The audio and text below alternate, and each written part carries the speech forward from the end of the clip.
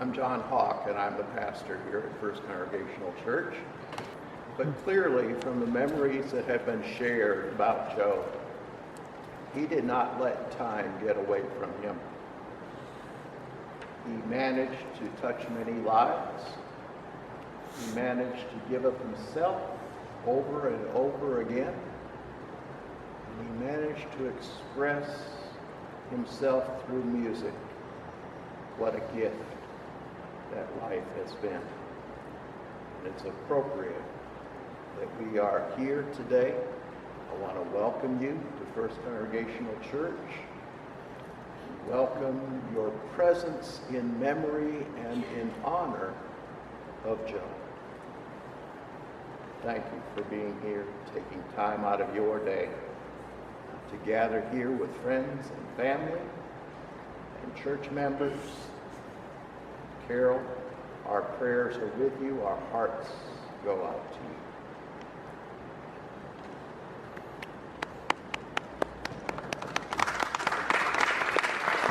Dave Roberts, ladies and gentlemen.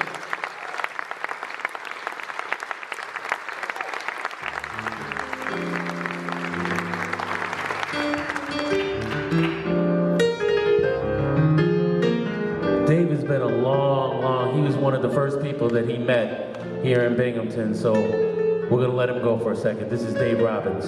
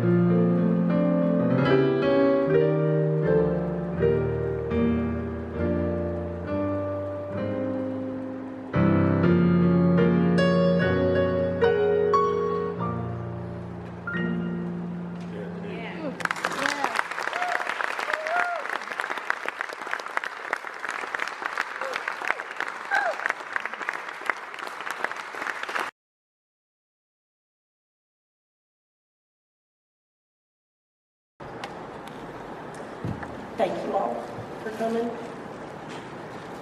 I didn't write anything because everything's natural. I'm just going to tell you the stories that my daddy used to tell me that is going to forever stay with me. Starting with me thinking that I was going to be squished and put in a picture frame whenever we went to go get our pictures taken. Didn't know that you could just get a picture taken. I thought you had to be squished, put in a frame. My daddy's trips to the grocery stores. He would always let me get whipped cream. He would always tell me, now Tree, don't eat too much because you're gonna have a bellyache. But Daddy always let me eat my cereal with the whipped cream in my cereal. And he would laugh so hard when I was rolling in the floor with a bellyache.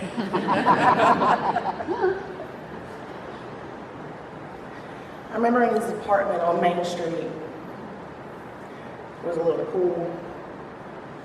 There was no hose pipe hookup or anything, but the couple little kids in the apartment building, we was determined to fill it up. My daddy sat there with his normal, everybody knows what I'm talking about. He'd always do his fingers like this. He was watching boxing, anything. Probably a bass guitar thing. But he watched all of us take cup by cup of water through that living room, down the steps, and try to fill up that pool. And he just smiled because he knew that I was determined to fill that pool up, even if it was just going to cover our toes. Dance classes with my hair come loose. Auntie might have been sitting there, but I would run straight to Daddy, and he had no clue how to fix it. But he was determined.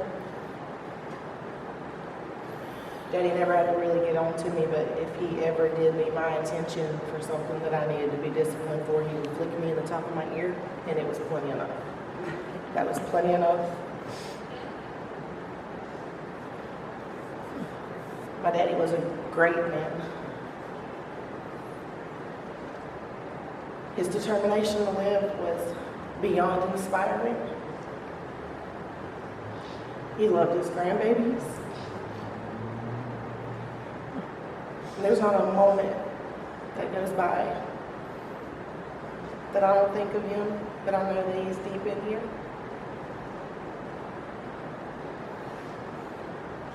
I miss his presence sadly, terribly. But that will that he had so strong, and that smile that everyone speaks of, it's all here. And I can't thank all of you enough for being the support that y'all have. I tried to play guitar, it wasn't happening. Keyboard, I played keyboard a little bit, but I'd much rather just punch the punching bag in Daddy's apartments. He'd always have a punching bag. And he probably showed me how to do the meanest jabs, and that's probably what fathers do for their daughters.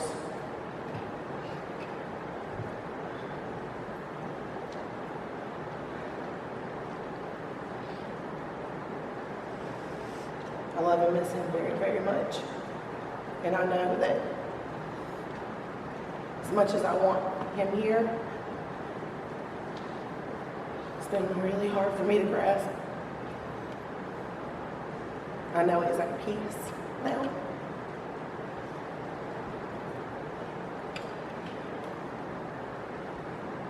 And he deserves it.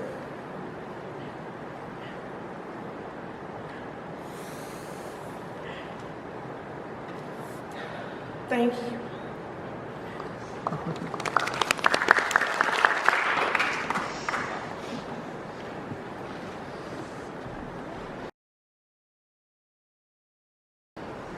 Pure Joe fashion, I'll follow that. Oh, yeah, just a quick, very quick story. We all know of Joe's medical situations, and single or double lung transplant? Single lung transplant. I heard about it through the grapevine as, you know, as I'm looking at everybody here. We've all shared bands, we've all shared times. So, single lung transplant, I knew Joe from the mid-'80s. He was in the first top 40 band, Spice of Life. Yeah, so yeah. The Lodge, yeah. So you think that the next time you're gonna see Joe's gonna be, you know, one of those kind of things? The first time I saw Joe after his single lung transplant was with her. And let me sidetrack a little bit. Every time I hear you speak, what's this? Why you talk like this now? You from up here, you're a northerner. So the first time I see them, Joe, he's riding a bike with Katrina in downtown Binghamton. I'm looking at it and I just start crying because it's just like, yeah, single lung transplant. Because as we just talked about, Cat's 9 lives, Joe 99, and as Katrina was talking about being a fighter and the jab, I come from a martial arts family and have many discussions about Joe boxing, and you know, obviously Joe's not going to get up and, you know, do, you know, all the, but from his seat, cross. So Joe just really, he had the preparation to fight whatever battle he needed to fight right at that time, and he was doing it from the 80s until he just passed. So just think about that. The next time that you're like, oh, woe is me, you know, this guy got 30, 40 years on us. So thank you so much, and just wonderful to see a whole bunch of people that just in the music community and just supporting the memory to keep Joe. And look at the pictures that's going there. 99.4 of them, there's that smile. So this is going to be a little painful, especially for you, for a little bit, because this is kind of the first time you really take a grasp of like just his magnitude and what he means to this area. But you're going to get these pictures, and then it's going to come easier. It's going to be, oh yeah, I remember when he was holding me there, and that smile will come. Trust me. Today, it's all right to be a little sad, but don't be there for too long. And look at all those pictures of him smiling, because that's how that's the bond that we will all have of Joe, is that smile. Thank you.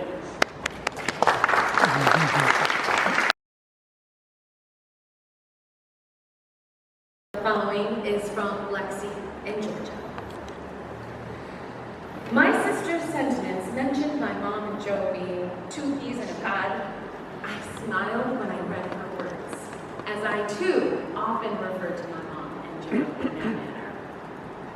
Both my mom and Joe have had their struggles in life, but I am sincerely glad that they were fortunate to share life's greatest gift, love, for as long as they did.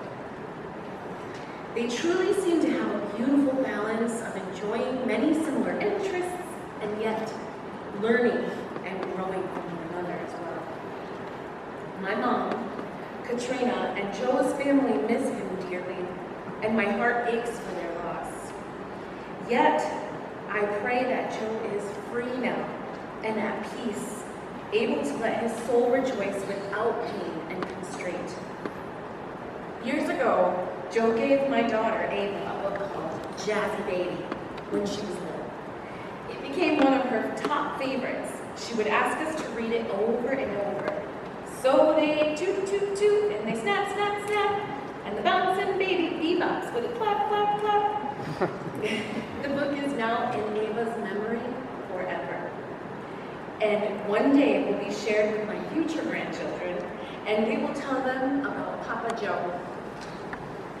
His memory and spirit will continue to live on in my hearts of many, including while I'm up here, just want to take a second to express my love for Joe and my admiration for him. He was kind of like a father figure to me, always embracing me as a young musician coming up in the area, and he just was that cool cat. He just was everything that I thought jazz and music was, and he was so cool. His eyes emoted so much, and his smile. He beamed when he came to see me at the Forum. And I'll just never forget the effort that you guys made to get to that performance in the pandemic. He was an avid supporter. He believed in me like it was a rare love that he gave out to all of us. Yeah. It was special, and it still is. And I'm so grateful to have been able to share the bandstand with him, to have been an affection of his love and support. Thank you, and my condolences to all of you.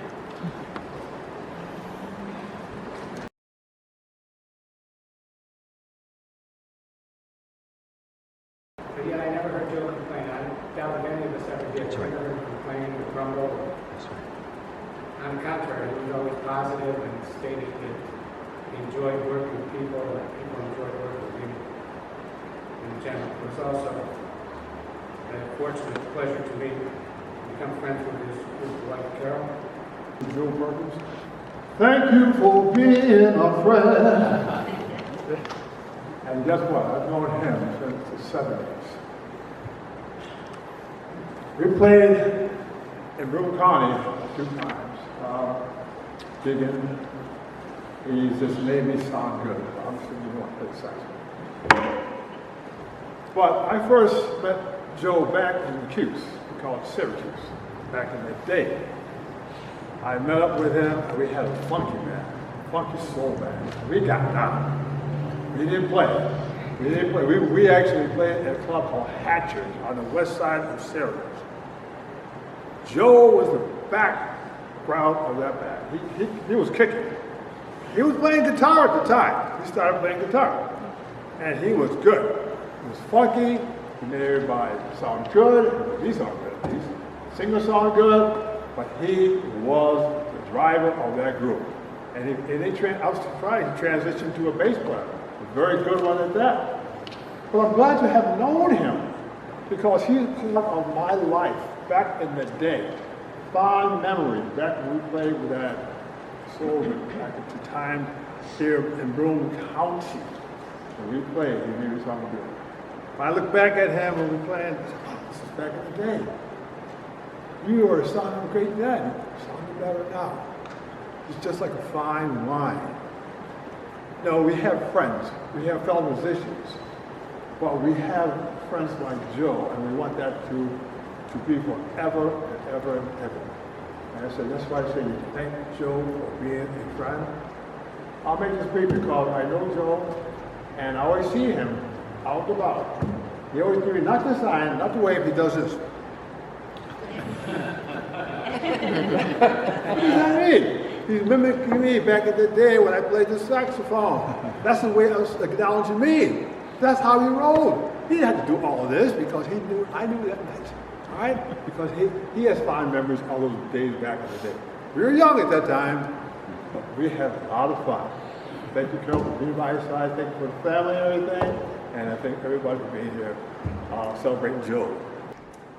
Hi, everyone. Thank you so much for coming. I'm Joe's niece, and you're probably looking at me like he kept me in the closet. He did. It's funny because so many friends that I've introduced to my husband's in the music family as well in the area, and anytime I meet somebody, I'm like, oh yeah, I'm Joe's niece, and they kind of get the deer in the headlights look. I'm like, yeah, you kept me in the closet. I'm not really, I can't honestly remember, and I'm shaking up here, I don't know why. I don't remember when Joe physically came into our life. You know, I grew up in a house where friends and family, we all hung out on the porch, and, you know, anybody that came up on the porch and hung out with us, they were friends and family, and one day Joe was just there, and that was my Uncle Joe ever since then.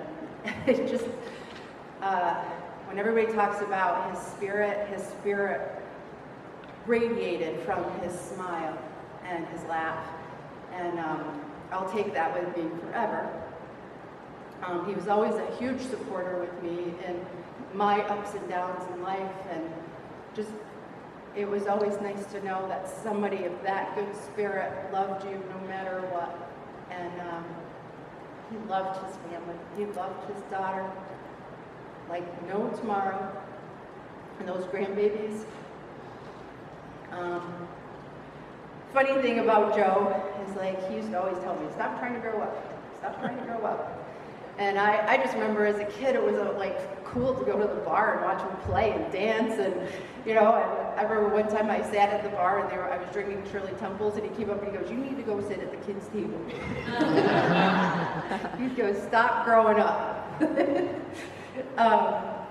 But he was always that one that would have an open ear. If you just needed somebody to talk to, he didn't want to fix it. He wanted to help you kind of work through it. And anytime I hear that funky bass, I just think of he was one of a kind. And you're absolutely right. I think he had 199 lives. I think he bypassed that 99, I don't know, in the 80s, 90s, I don't know. Like, and I always feared that too, like, you know, because, you know, families that, you know, you may not hear from somebody for a long time, but then when you hear from them, you almost get nervous. Is everything okay with Joe? And Carol, you were a blessing. You kept him alive all these years. You were there, in and out of all of those hospital visits. I still shame you for not telling me about all those hospital visits, but I know that came from Joe. And you respected that, and I appreciate that. But I'll always love you. Thank you.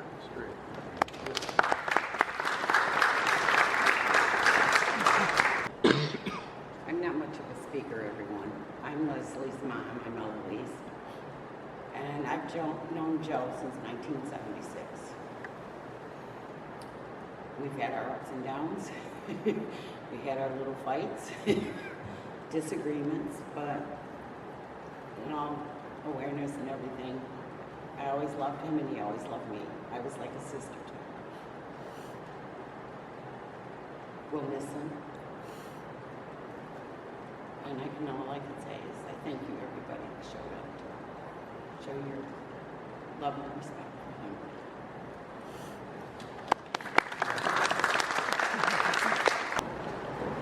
Hello, everyone. My name is Rob Weinberger.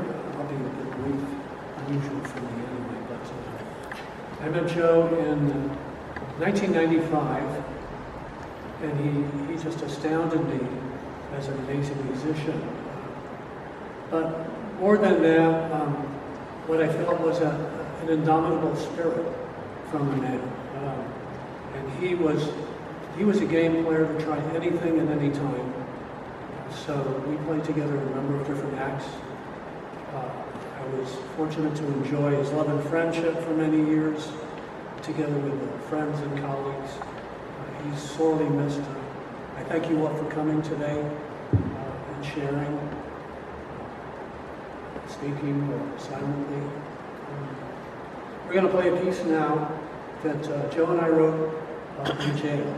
Actually, it's a sort of interesting story that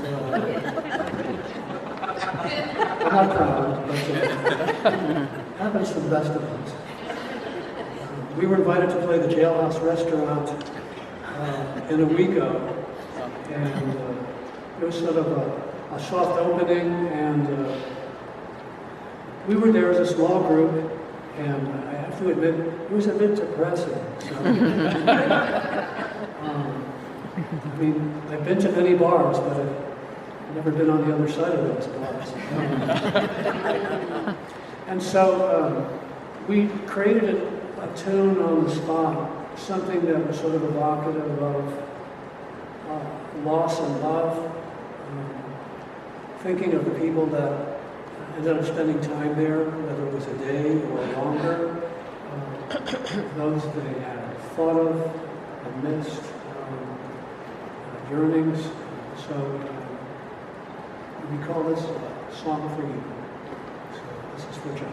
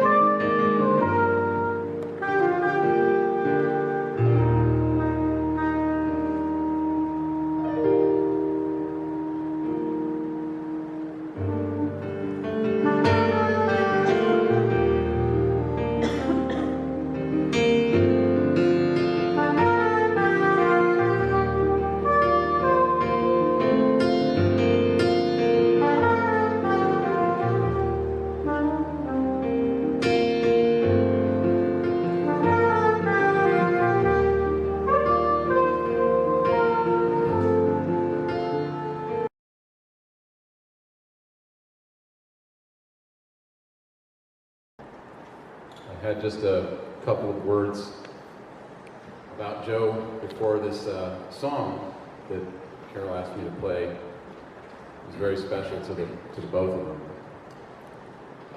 So I'm just going to talk from over here, but I came to Binghamton in 2013, and I came to Binghamton to a very, as somebody that didn't know anybody in the town, I came to a very welcoming music community, and Joe is one of those people. I may have met Carol first, but I came to know Joe personally and musically, and I'm so lucky to have connected with him and Carol as well. As many people have said, Joe had an incredibly positive attitude despite his challenges. And one thing that kind of jumped out to me is that he always seemed to be grateful for something. He just radiated grace and gratitude. And I feel like that helps remind me and remind everybody still that no matter how dark things are or how tough things are, there's always something to be grateful for. And he demonstrated that. So I thank you, Joe, for continuing to teach us about gratitude. And if you believe and know as I do that as soul, our true divine essence, we are eternal, we continue beyond the physical. So I'm sure that Joe, as many people have said, is out of pain, doing fine, and even though he's gone the form we knew him, he's most certainly free now. I can almost imagine him with this big smile on his face that many people talked about. Not just because he's free, but because I'm sure he feels all the love that everybody's sending him right now. So, we love you, Joe. And speaking of love, this is a song called Ribbon in the Sky by Stevie Wonder.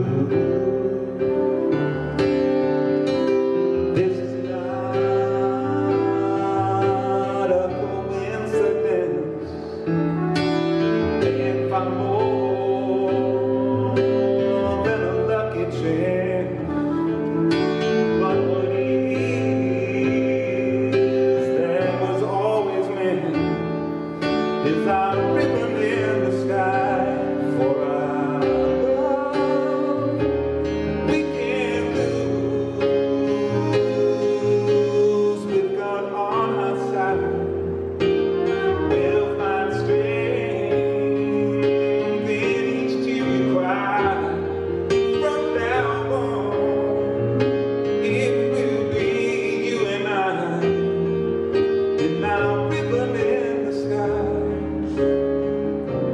ribbon in the sky, ribbon in the sky for our love.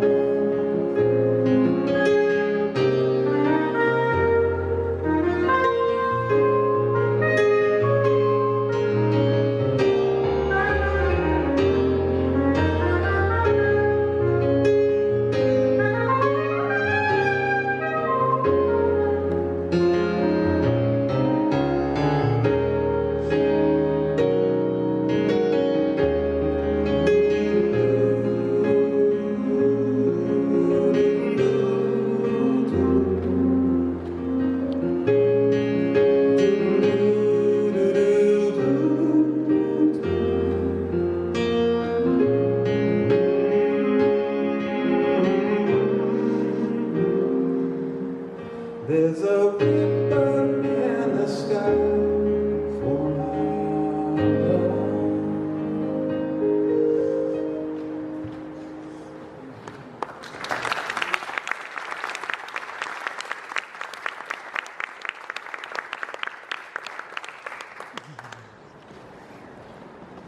So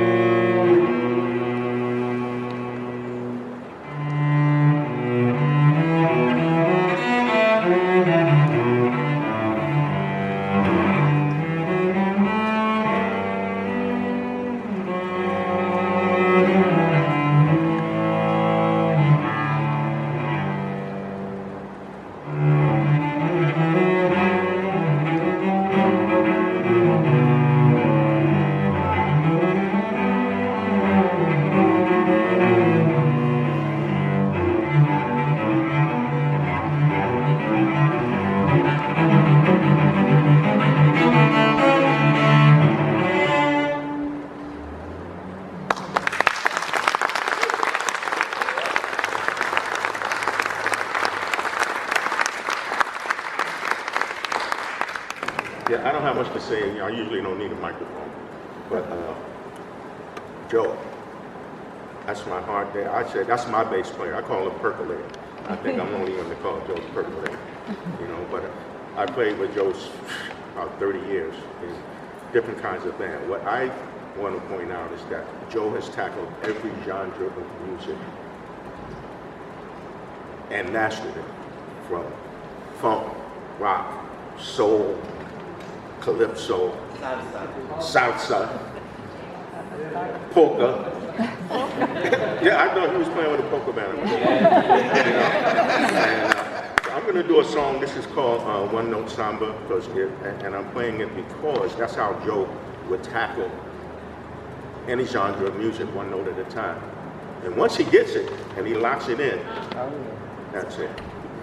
So this is One Note Samba.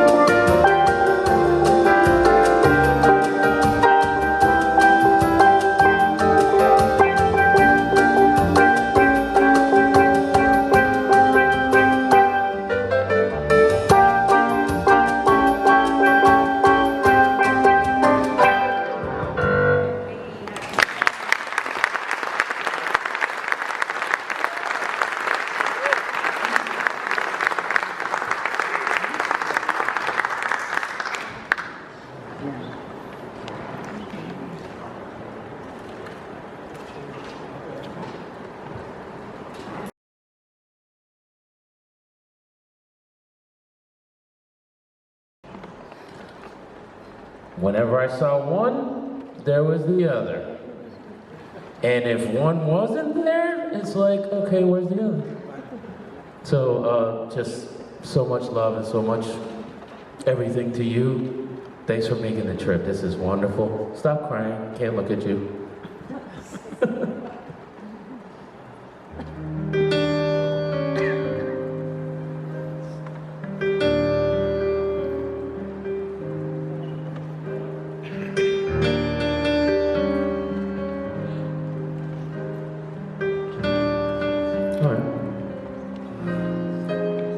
Them that's got shall get, them that's not shall lose. So the Bible says, and that good book is the news.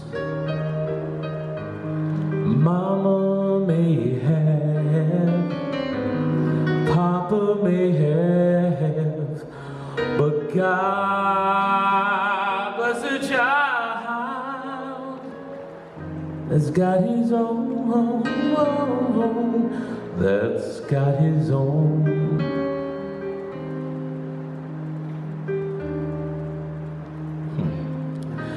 Yes, yes, the strong, they give more, while the weak ones fade. Empty pockets don't ever make the grade. Mama may have, Papa may have, but God bless a child that's got his own, that's got his own.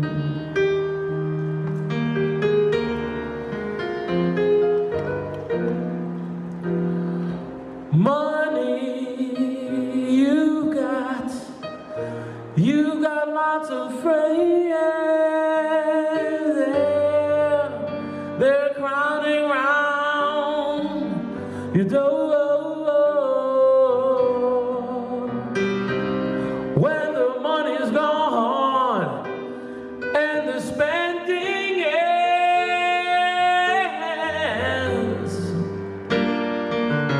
they don't come around no more.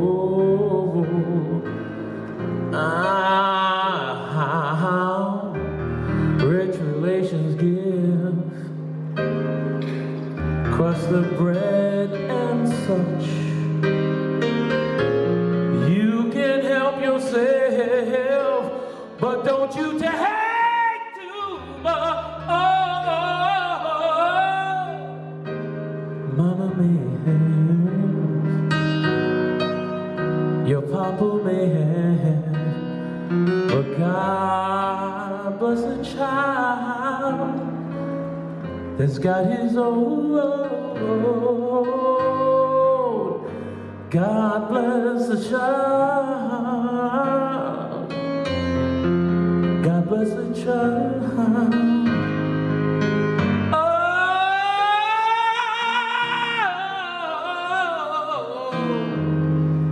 God bless the child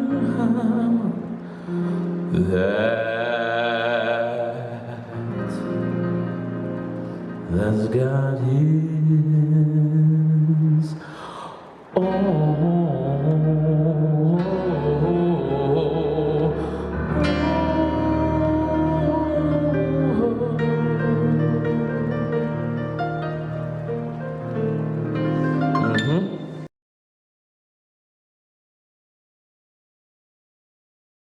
I think of JoJo, always happiness, that radiating smile. And laughter, we did crazy little things to lift each other up. I kind of drove Carol nuts. You know, I would, she knows what's coming. You know, I would call and say, "This is Omar. I am coming with my camel train to meet your camel train. She would play it, I would play it on her, take phone messages, and she'd come home and go, who the devil is this? What? Who is this lunatic? And then I would go, this is Denicio. And she would laugh. I would bring her out of the doldrums, that kind of stuff. But anyway, then I remember as they say, seasons of life, as Joe's health issues sort of took root, Carol would bring Joe by the house, by our great Bob Vila mansion in the sky. She'd bring him up by the curb. We'd go out and just have a laugh and a smile together. And he'd end up lifting me up and us up. Never gave in, never gave up, never thought of the issues, health issues, just how to make other folks happy. And all the funny stories, Carol remembers the trip to the dentist that Joe had, and he used to always talk about this dentist who tried, it sounded like something off of a Carol Burnett, like back in the day, comedy routine, with Harvey Korman and who was the other gentleman that did Tim Conway, kind of Tim Conway-ism. And Joe would talk about going into the dentist, and Joe never went off on anybody. He just very diplomatic said, could you try it again? Well, he had kind of a tooth that was like a cake bowl. It was, the dentist tried to put it in place and kind of messed it up, but the tooth would be like that. And Joe would talk about them. His eyes would roll around. Remember how Joe had those great big eyes, those handsome brown eyes, and the eyebrows, and hilarious. Only Joe, the delivery. But funny stories, and laughter's cathartic. Life isn't just a bowl of cherries or trees of green or red roses too, as the song goes. But Joe always made it happy. Life is tough, but Joe never even thought about that. Just when it got tougher, Joe just kept persevering, and always thought about other people, how to lift other folks up. So, I guess I will invite Mary to say some more profound words. Good afternoon, everyone. I'm Mary Markovich, and I'm going to close out today's beautiful tribute to our dear friend. Oh, speak louder. Oh, I'm sorry. This beautiful tribute to our dear friend, family by choice, Joe Perkins, honoring the special person Joe was to all of us.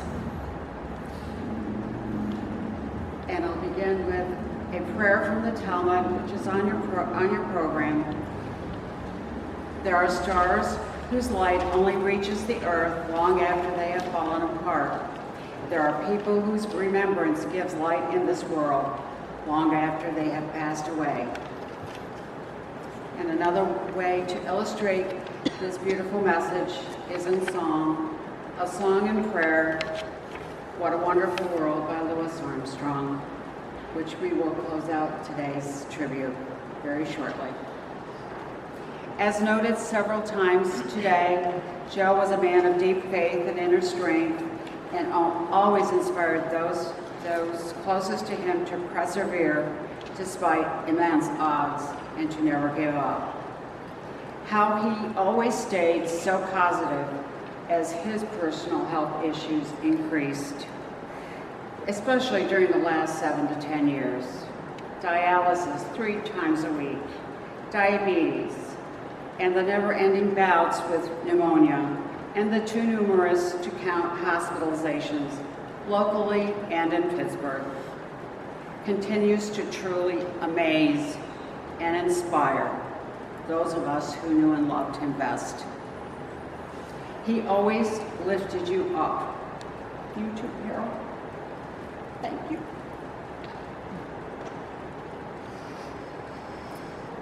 When visiting him in the hospital or during a rehab stay, and our intent was to brighten his day, the complete opposite always occurred. He magically made you feel better with a funny story, a cherished remembrance, like being able to be at your wedding, Katrina. Thanks to modern technology, Joe was so proud. He wanted to be a part of your special day, even from his hospital room, watching your ceremony and toasting you from afar with non-alcoholic sparkling wine, chocolate strawberries, and even wedding cake that we shared with the hospital staff. It was a magical time and a beautiful family memory for all of us.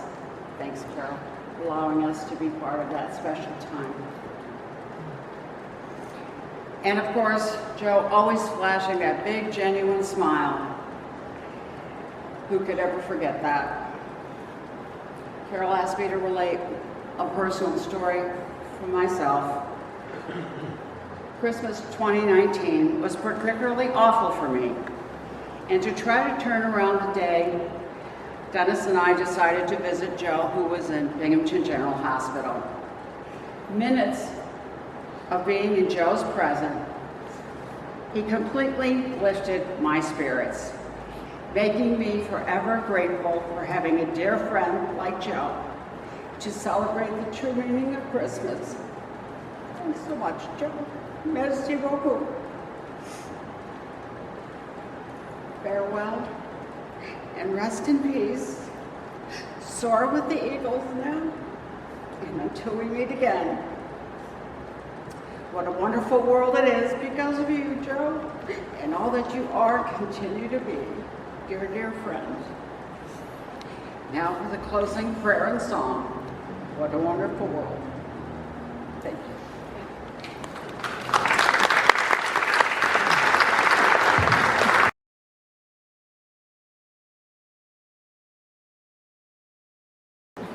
I just thought something I thought prior, that not only did Joe make all of our worlds wonderful, but he added spice of life, and spice of life played for our wedding some 35 years ago. So that was a major blessing too.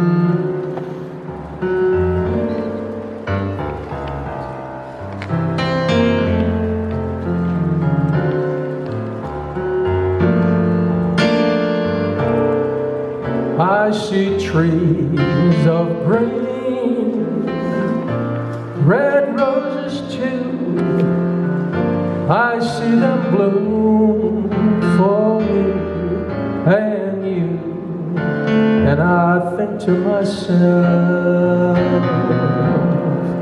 what a wonderful world.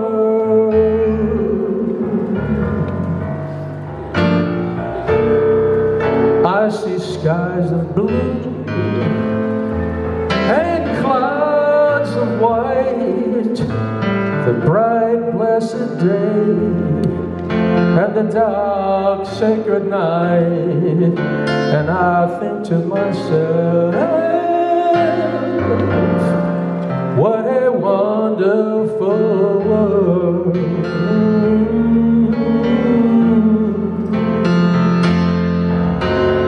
Color of the rainbow, so pretty in the sky, is also on the faces of people going by. I see friends shaking hands, saying, how do you do? They're really saying, I love you. I hear babies cry, I watch them grow. They'll learn much more than I'll ever know. And I think to myself, what a wonderful world. Melanie Valencia on the flute.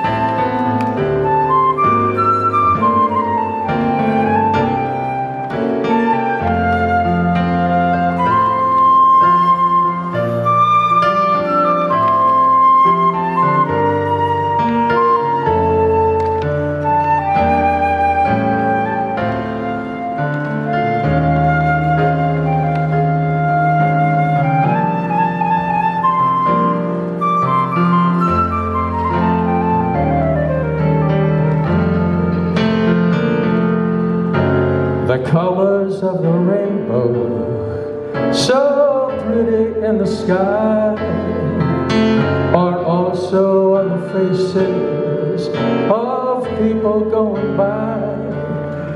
I see friends shaking hands, saying, how do you do?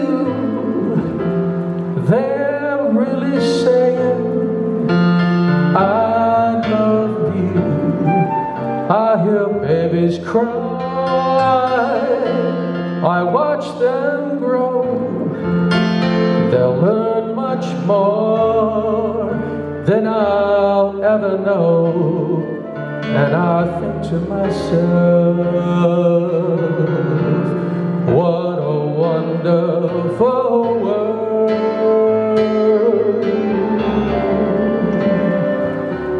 Yes, I think to myself, what a wonderful world.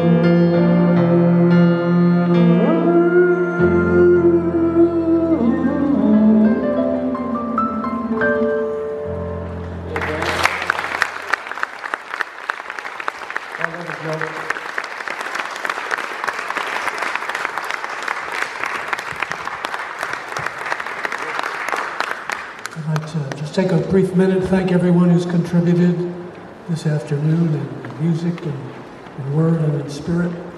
You're all cordially invited for some refreshments in the parlor just behind the sanctuary. And then as time continues, there'll be a concert at Rec Park at the Gazebo with Alpha Brass Band and Unity Group, probably at this point by around 3:30. So thanks again, and we look forward to seeing you in a little bit.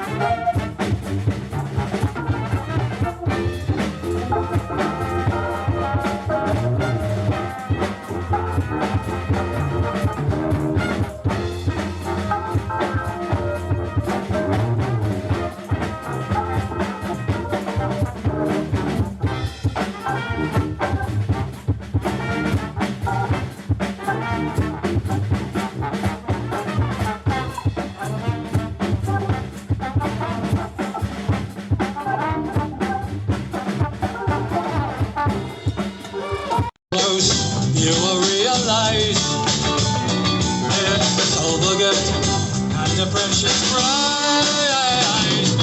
Umoja, a unity we sing. Umoja, a gift of peace we bring. Umoja, a spirit shining bright. Umoja, we'll fill the world with light. Share a song of peace, foster harmony, and your lives will change most incredibly. Stop all fear and hate, put an end to war. As you heal the world, you will surely stop.